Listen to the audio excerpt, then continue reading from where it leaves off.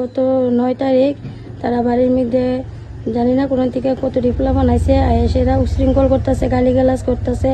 তো এই গালিগালাজ শুনে আমার হাজব্যান্ডে গেছে, গিয়ে সেরা তারপরে হেরে জিজ্ঞেস করলেন কি হয়েছে, তো কেসি গেলে এত রাত্রে অবধি।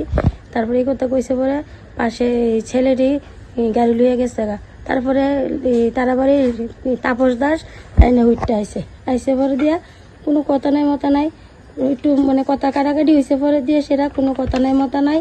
এরপর দিয়ে সেরা করছে, এই চাকু দিয়ে সেরা আমার হাজব্যান্ডের এই প্যাডের মধ্যে এই জায়গার মধ্যে গায়ে দিছে, এই জায়গার মধ্যে গায়ে দিছে চাকু দিয়ে সেরা।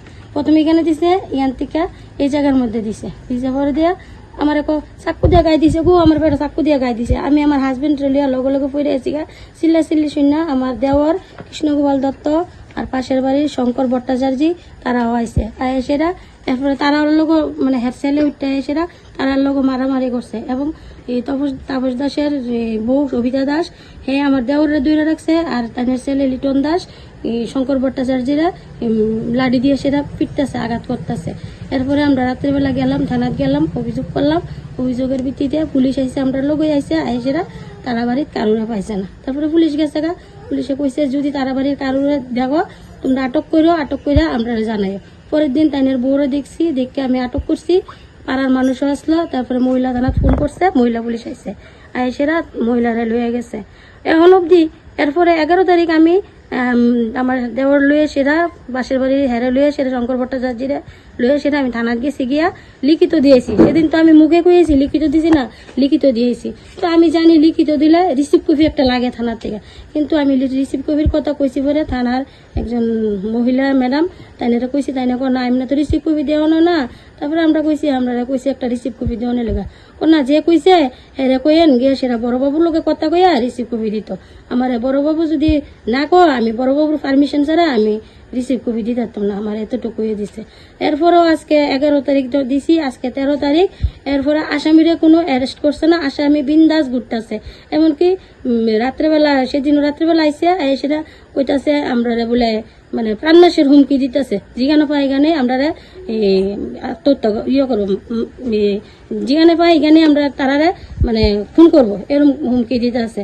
তাহলে ওখানে দেখা গেল আমরা গরিব দিকে আমরা এখানে গেছি, থানাত গেছি, থানার আজকে স্যার তারা কোনো আসামিরা অ্যারেস্ট করতেছে না। আসামি কি করে বিশাল ঘরের মধ্যে ঘোরাফেরা করতেছে বাপুতে।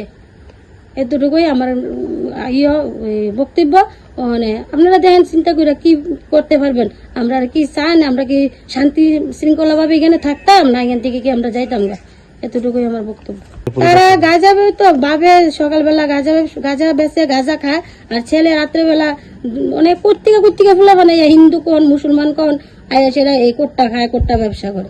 আর অশ্লীল গালিগালাজ তো আছে পাড়ার মধ্যে। বৌজিরা কি থাকবো না থাকতো না, মানে কিতা কইতাম এটা আপনারা কোন কি করবে। থানার বিরুদ্ধে থানাত অনেক কেস গেছে, চুরির কেস, পিটাপিটির কেস, খুনের কেস গেছে, জানি না তারা গেছে থানার থানার থেকে আবার পরে ছুটতে পারে, কি করে ছুটতে হয় কিছু আমরা কইতারি না।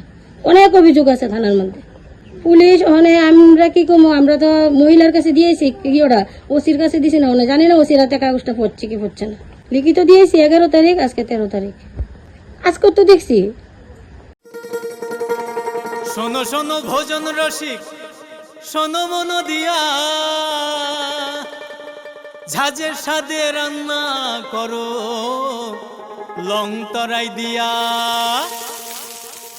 ইলিশ সর্ষে পোস্ত বাটা যেমন ইচ্ছে নাও, মালাই চিংড়ি মাংস কষা চেটে পুটে খাও, আহা চেটে পুটে খাও, আহা চেটে পুটে খাও। লং তরাই কাচ্চি ঘানির সর্ষে তেলে টেস্ট, যে খাবে সেই বলবে লং তরাই বেশ। লং তরাই সর্ষের তেল, ঝাঁঝে স্বাদে তোমাকে চাই। আহা লং তরাই বেশ, আহা